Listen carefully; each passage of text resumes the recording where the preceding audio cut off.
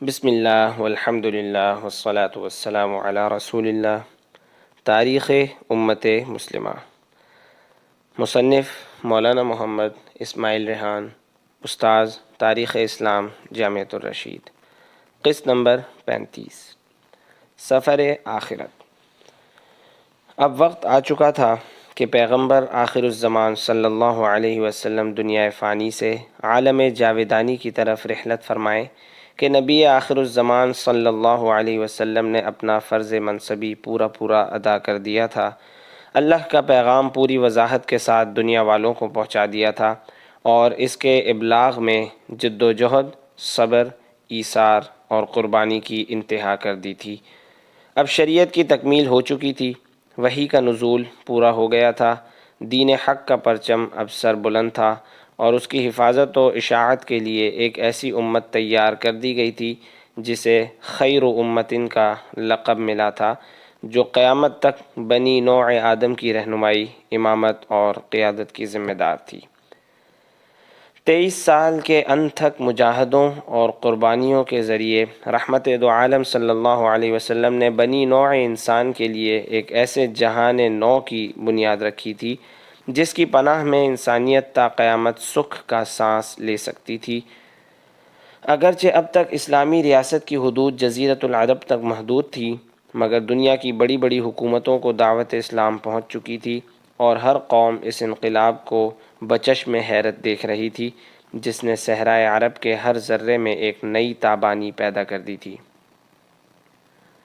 حج سے واپسی کے بعد حضور نبی اکرم صلی اللہ علیہ وسلم کو اللہ تعالیٰ کی بارگاہ میں حاضری کا اشتیاق غالب محسوس ہونے لگا۔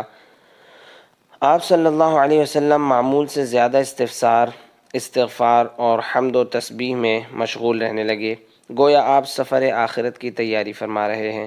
آپ صلی اللہ علیہ وسلم کے ارشادات بھی آپ کی رخصتی کا پتہ دے رہے تھے۔ آپ صلی اللہ علیہ وسلم نے ایک دن غزوہ احد کے شہیدوں کے لیے یوں دعا فرمائی جیسے آپ سب کو الوداع کہہ رہے ہوں۔ پھر آپ صلی اللہ علیہ وسلم مسجد آئے اور منبر پر تشریف فرما ہو کر صحابہ اکرام کو یوں خطاب فرمایا: میں تم سے پہلے اگلی منزل پر جا رہا ہوں، میں تمہارے لیے گواہی دوں گا، اب تم سے حوض کوثر پر ملاقات ہوگی۔ مجھے یہ خدشہ تو نہیں ہے کہ تم میرے بعد شرک کرنے لگو، لیکن ڈرتا ہوں کہ تم دنیا داری میں ایک دوسرے سے آگے بڑھنے کی کوشش کرنے لگو اور جس طرح گزشتہ قومیں ہلاک ہوئیں تم بھی اسی طرح ہلاک ہو جاؤ۔ رومیوں کے خلاف نئی یلغار کی تیاری۔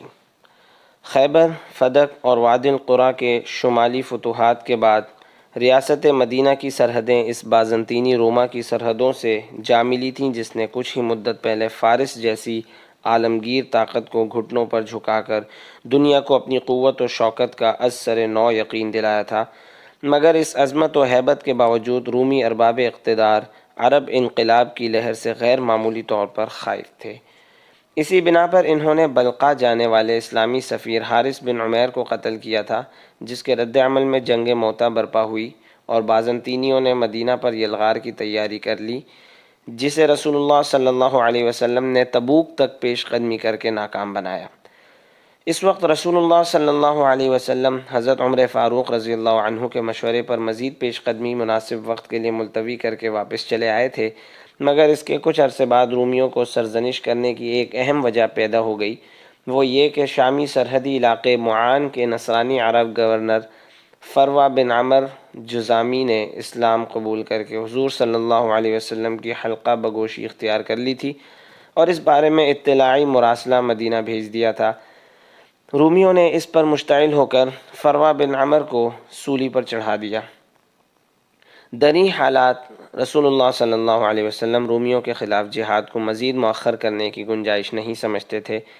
اگرچہ 10 ہجری کے موسم بہار کا بڑا حصہ حجۃ الوداع میں صرف ہو گیا، اس کے باوجود مسلمان رومیوں کے خلاف جنگ کے لیے ذہنی طور پر پوری طرح مستعد تھے، کیونکہ رسول اللہ صلی اللہ علیہ وسلم بار بار انتہائی رنج کے ساتھ اپنے لے پالک زید بن حارثہ رضی اللہ عنہ اور اپنے عمزاد جعفر بن ابی طالب رضی اللہ عنہ کی شہادت کو یاد کرتے تھے، جو رومیوں سے جنگ میں شہید ہوئے تھے۔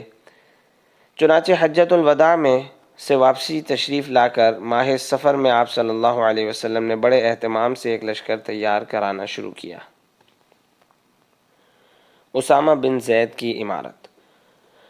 توقع کے برخلاف حضور صلی اللہ علیہ وسلم نے اکابر کو چھوڑ کر لشکر کا سپہ سالار حضرت اسامہ بن زید رضی اللہ عنہ کو بنایا، جن کی عمر 20 سال کے لگ بھگ تھی۔ انہیں یہ اعزاز اس لیے دیا گیا کہ جنگ موتا میں لشکر کے اولین سپہ سالار انہی کے والد حضرت زید بن حارثہ رضی اللہ عنہ تھے، جو لڑتے لڑتے شہید ہو گئے تھے۔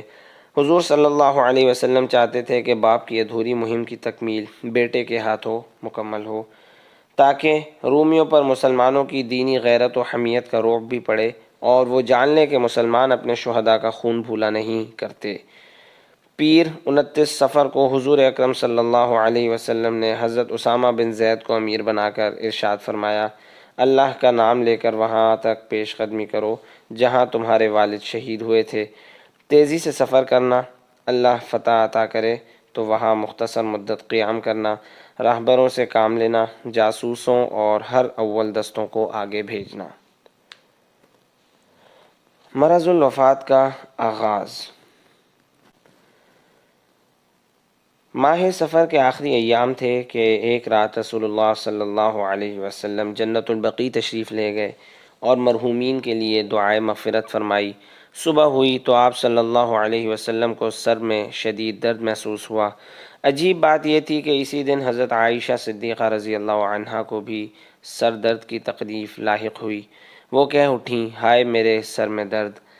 حضور اکرم صلی اللہ علیہ وسلم نے فرمایا، مجھے تم سے زیادہ درد ہو رہا ہے۔ پھر حضور صلی اللہ علیہ وسلم نے مزاحاً فرمایا، عائشہ اگر تم مجھ سے پہلے مر جاؤ تو کیا حرج ہے، تمہارا کفن دفن میں کر دوں گا۔ وہ بولی، جی ہاں، اگر میں پہلے مر گئی تو آپ اس گھر میں کسی دوسری بیوی کو لے آئیں گے۔ حضور نبی اکرم صلی اللہ علیہ وسلم ان کی حاضر جوابی پر ہنس دیے۔ جیش اسامہ کی روانگی۔ اگلے 2 دنوں میں حضور اکرم صلی اللہ علیہ وسلم کی بیماری میں شدت آ گئی۔ ادھر لشکر روانگی کے لیے تیار تھا۔ جمعرات 2 ربیع الاول کو حضور صلی اللہ علیہ وسلم نے پرچم تیار کر کے اسامہ بن زید رضی اللہ عنہ کو عطا کیا اور دعاؤں کے ساتھ انہیں رخصت فرمایا۔ اسامہ بن زید رضی اللہ عنہ نے روانگی سے پہلے عرض کیا، امید ہے اللہ تعالیٰ آپ کو شفا عطا فرمائیں گے، آپ مجھے کچھ دن ٹھہرنے کی اجازت دیجیے، اگر میں اسی حالت میں روانہ ہو گیا تو دل میں خلجان رہے گا۔ حضور صلی اللہ علیہ وسلم نے سکوت فرمایا اور کوئی جواب نہیں دیا۔ اسامہ بن زید رضی اللہ عنہ فوج کو لے کر مدینہ منورہ سے 3 میل دور جرف کے مقام پر جا ٹھہرے۔ اس مہم میں حضور صلی اللہ علیہ وسلم کی غیر معمولی دلچسپی کو دیکھتے ہوئے صحابہ اکرام جوق در جوق وہاں پہنچنے لگے۔ حضرت ابوبکر صدیق، حضرت عمر فاروق، حضرت سعد بن ابی وقاص، حضرت ابو عبیدہ بن جراح اور حضرت سعید بن زید رضی اللہ عنہم جیسے صف اول کے جلیل القدر صحابہ بھی لشکر میں شمولیت کے لیے نامزد تھے۔ حجرہ عائشہ صدیقہ رضی اللہ عنہا میں مستقل قیام۔ رسول اللہ صلی اللہ علیہ وسلم کے سر کا درد بڑھتا چلا گیا، اس کے باوجود آپ ازواج مطہرات کے ہاں روزانہ باری باری تشریف لے جاتے رہے، مگر جب تکلیف زیادہ بڑھ گئی تو آپ نے ازواج مطہرات سے اجازت چاہی کہ بیماری کے دن حضرت عائشہ صدیقہ رضی اللہ عنہا کے ہاں گزار لیں گے تاکہ گھر بدلنے کی زحمت نہ ہو۔ سب نے خوشی سے اجازت دے دی۔ تب آپ صلی اللہ علیہ وسلم حضرت علی اور حضرت فضل بن عباس رضی اللہ عنہما کا سہارا لے کر حضرت عائشہ صدیقہ رضی اللہ عنہا کے حجرے کی طرف تشریف لے چلے۔ آپ کے سر مبارک پر پٹی بندھی ہوئی تھی اور قدم زمین پر گھسٹ رہے تھے۔ رسول اللہ صلی اللہ علیہ وسلم حضرت عائشہ صدیقہ رضی اللہ عنہا کے گھر آرام فرما ہوئے۔ بیماری کی شدت میں آپ کو محسوس ہو رہا تھا کہ خیبر میں زینب بنت سلام بن مشکم کی ضیافت میں جو زہر آلود لقمہ آپ صلی اللہ علیہ وسلم نے منہ میں رکھا تھا، اس کے سمی اثرات ظاہر ہو رہے ہیں۔ آپ صلی اللہ علیہ وسلم فرماتے تھے، اس وقت اس زہر کے اثر سے میری شہرگ کٹتی جا رہی ہے۔ آپ کی اذیت دیکھ کر امہات المومنین بھی صدمے سے بے حال تھیں۔ ام المومنین حضرت صفیہ رضی اللہ عنہا فرما رہی تھیں، اللہ کی قسم یا نبی اللہ، میں چاہتی ہوں کہ آپ کی تکلیف مجھ پر آ جائے۔ امت کو اہم امور کی ذمہ داریاں سونپنا۔ اس قدر شدید بیماری کے باوجود حضور اکرم صلی اللہ علیہ وسلم امت مسلمہ کی خیرخواہی اور ریاست کے اہم انتظامی اور سیاسی امور سے لا تعلق نہیں تھے۔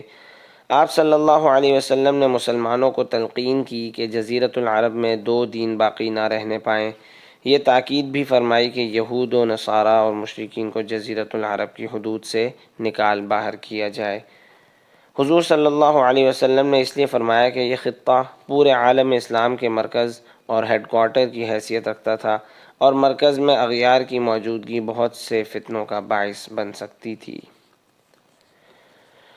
حضور نبی اکرم صلی اللہ علیہ وسلم کی نماز میں آخری بار امامت۔ حضور نبی اکرم صلی اللہ علیہ وسلم کی بیماری بڑھتی چلی گئی۔ ایک دن مغرب کی نماز پڑھائی جس میں سورۃ المرسلات کی تلاوت کی۔ یہ آخری رسول کی اقتداء میں آخری امت کی آخری نماز تھی۔ حضرت ابوبکر رضی اللہ عنہ کو امامت کا حکم اور ان کی نیابت کے اشارات۔ اس کے بعد بخار کی شدت سے غشی کی کیفیت طاری ہونے لگی۔ عشاء کی نماز کے وقت آپ صلی اللہ علیہ وسلم کو افاقہ ہوا تو پوچھا، کیا لوگ نماز پڑھ چکے؟ حضرت عائشہ صدیقہ رضی اللہ عنہا نے عرض کیا، جی نہیں، وہ آپ کے منتظر ہیں۔ رسول اللہ صلی اللہ علیہ وسلم نے وضو فرما کر مسجد تشریف لے جانے کا ارادہ کیا، مگر نقاہت اور غشی کی وجہ سے یہ ممکن نہیں ہوا۔ تب آپ صلی اللہ علیہ وسلم نے تازہ دم ہونے کے لیے 7 مشک پانی منگوایا اور ایک بڑے برتن میں تشریف فرما ہوئے۔ گھر کی خواتین نے آپ صلی اللہ علیہ وسلم پر پے در پے پانی انڈیلا۔ آپ کو ٹھنڈک پہنچی تو ہاتھ کے اشارے سے مزید پانی گرانے سے منع فرمایا اور نماز کے لیے اٹھنے لگے، مگر دوبارہ غشی طاری ہو گئی۔ ہوش آیا تو دریافت فرمایا، کیا لوگ نماز پڑھ چکے؟ عرض کیا گیا، جی نہیں، وہ آپ کا انتظار کر رہے ہیں۔ رسول اللہ صلی اللہ علیہ وسلم نے دوبارہ غسل فرمایا اور مسجد تشریف لے جانے کی کوشش فرمائی، مگر پھر ہوش و حواس نے ساتھ نہ دیا۔ ایسا 3 مرتبہ ہوا۔ آخر آپ صلی اللہ علیہ وسلم نے ارشاد فرمایا، ابو بکر کو کہو وہ نماز پڑھائیں۔ امہات المومنین نے ذرا پس و پیش کی اور حضرت عائشہ صدیقہ رضی اللہ عنہا نے عرض کیا، وہ نرم دل انسان ہیں، آپ کی جگہ کھڑے ہو کر اپنے آپ کو قابو نہیں پا سکیں گے۔ رسول اللہ صلی اللہ علیہ وسلم نے ان کی بات کو نظر انداز کرتے ہوئے دوبارہ بارہ بڑے اٹل لہجے میں ارشاد فرمایا، ابو بکر کو حکم دو کہ وہ نماز پڑھائیں۔ یہ حضور اکرم صلی اللہ علیہ وسلم کی جانب سے امت کے لیے اپنے نائب اور جانشین کی نامزدگی کا لطیف اشارہ تھا۔ حضور نبی اکرم صلی اللہ علیہ وسلم کو سفر آخرت پر روانہ ہوتے ہوئے پیچھے رہ جانے والی امت کے نظم و ضبط اور وحدت کو برقرار رکھنے کی ذمہ داری کا پورا احساس تھا، مگر آپ نے اس اہم فریضے کو عام بادشاہوں کی طرح ولی عہد اور جانشین کی نامزدگی کے ذریعے انجام دینا پسند نہیں فرمایا کہ کہیں مسلمانوں کے سیاسی نظام میں انتقال اقتدار کا معاملہ ولی عہد میں محدود نہ ہو جائے۔ آپ صلی اللہ علیہ وسلم اس معاملے میں وسعت اور کشادگی رکھنا چاہتے تھے۔ آپ مسلمانوں میں باہمی مشاورت، قومی ہمدردی و خیرخواہی، سیاسی شعور، ذاتی ایثار، اتفاق رائے، غور و تفکر اور افہام و تفہیم جیسی صفات کو اجاگر کرنے کے خواہش مند تھے۔ یہ تب ہی ہو سکتا تھا جب انہیں انتقال اقتدار کے معاملات میں ایک لگے بندھے طرز کا پابند نہ کیا جاتا، بلکہ انہیں موقع دیا جاتا کہ وہ قرآن و سنت کی روشنی میں حسب ضرورت بہتر سے بہتر سیاسی نظام تشکیل دے لیا کریں۔ تاہم آپ صلی اللہ علیہ وسلم کے ذہن میں اپنے جانشین کا نام بہت واضح تھا اور وہی شخصیت اللہ تعالیٰ کی طرف سے طے ہو چکی تھی۔ آپ صلی اللہ علیہ وسلم کو مسلمانوں کی بصیرت اور معاملہ فہمی کی صلاحیت پر پورا بھروسہ تھا کہ وہ بھی اسی شخصیت کو خلیفہ چنیں گے۔ یہ شخصیت حضرت ابو بکر صدیق رضی اللہ عنہ کی تھی، جو آپ صلی اللہ علیہ وسلم کے سب سے قریبی رفیق صحابہ میں سے سب سے زیادہ بزرگ اور سیادت اور امامت کے بارے گراں کو سنبھالنے کے سب سے زیادہ اہل تھے۔ حضور صلی اللہ علیہ وسلم نے حضرت ابو بکر رضی اللہ عنہ کو امامت کا حکم فرمایا، مگر حضور صلی اللہ علیہ وسلم کی بیماری کی وجہ سے وہ اتنے غم زدہ اور دل شکستہ تھے کہ فوراً تعمیل نہ کر سکے، اور ان کی جگہ حضرت عمر فاروق رضی اللہ عنہ نماز پڑھانے لگے۔ حضور صلی اللہ علیہ وسلم نے حضرت عمر کی قرات سنی تو حجرہ مبارک سے ہی صدا بلند فرمائی، نہیں نہیں نہیں، صرف ابو بکر نماز پڑھایا کریں۔ یہ بھی فرمایا، نہ اللہ تعالیٰ ابو بکر کے سوا کسی اور کو امام بننے دے گا، نہ مسلمان ایسا ہونے دیں گے۔ چنانچہ اس کے بعد حضور اکرم صلی اللہ علیہ وسلم کی وفات تک تمام نمازیں حضرت ابو بکر صدیق رضی اللہ عنہ ہی پڑھاتے رہے۔ مسجد نبوی کا مصلی وہ مقام تھا جہاں حضور صلی اللہ علیہ وسلم کی موجودگی میں کسی اور کو قدم رکھنے کی جرأت نہیں تھی، مگر آپ صلی اللہ علیہ وسلم کا اپنی زندگی میں کسی کو خود اپنی جگہ مقرر کرنا اس بات کا واضح قرینہ تھا کہ آپ صلی اللہ علیہ وسلم اپنی جانشینی کے لیے کس پر اعتماد کرتے ہیں۔ آپ صلی اللہ علیہ وسلم چاہتے تھے کہ مسلمان اپنے رسول کی منشا کو خود سمجھ کر اپنی رمز شناسی اور سیاسی بصیرت کا ثبوت پیش کریں، اور بعد میں ایسا ہی ہوا۔ ہمیشہ کی طرح اس بار بھی صحابہ اکرام رضوان اللہ علیہم اجمعین آپ صلی اللہ علیہ وسلم کی توقع پر پورا اترے۔ اگرچہ حضور نبی اکرم صلی اللہ علیہ وسلم نے اپنے جانشین کی نامزدگی کو خلاف مصلحت سمجھا تھا اور اسے مسلمانوں کی شورا پر چھوڑنا پسند کیا تھا، مگر ایک دن آپ صلی اللہ علیہ وسلم کو یکایک خیال ہوا کہ کہیں اس طرح مسلمانوں میں کوئی تنازع نہ کھڑا ہو جائے۔ چنانچہ آپ صلی اللہ علیہ وسلم نے فرمایا، ابو بکر اور ان کے صاحبزادے کو بلاؤ، میں کچھ تحریر کروا دوں، کہیں ایسا نہ ہو کہ ابو بکر کی موجودگی میں اقتدار کا کوئی اور امیدوار اٹھ کھڑا ہو۔ تو دوستوں، اگر آپ نے ابھی تک چینل سبسکرائب نہیں کیا تو ابھی چینل کو سبسکرائب کیجئے، اور ہاں، اگر آپ کو ویڈیو پسند آئی تو لائک اور کمنٹ کرنا نہ بھولیے گا۔